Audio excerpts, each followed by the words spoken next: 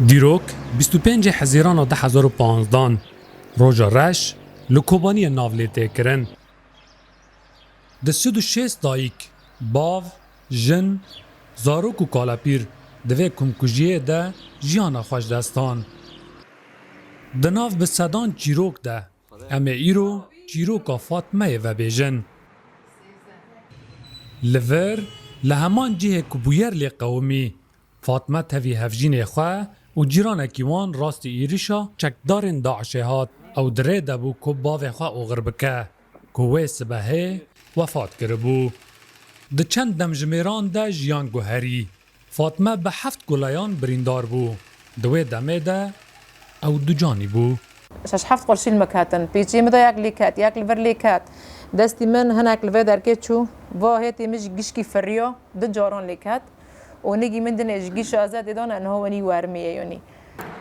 افزاروک کره فاطمه یا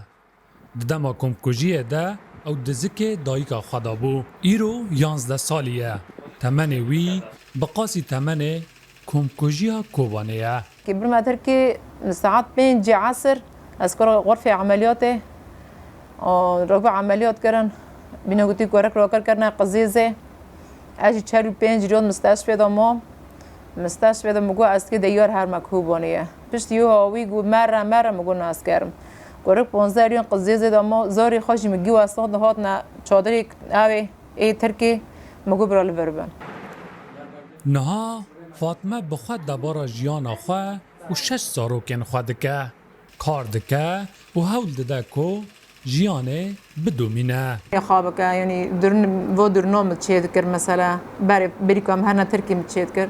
بس يو من ربوت ترزي خاط شكر داني مثلا غرفة خاط داني وني قابي شكرن مگو از دست بدرنه بكم دست بدرنه خاطر الحمد لله 11 سال در باس بونه لبرین روژا 25 حزیرانه هیناجی ددل گلک مالباتین کوبانیه ده ساغن روژا کو بو صدما ونداکرنا ده 36 کسان لبیر آنین و چیروکین وان هینجی دجین شوان مسی روداو کوبانه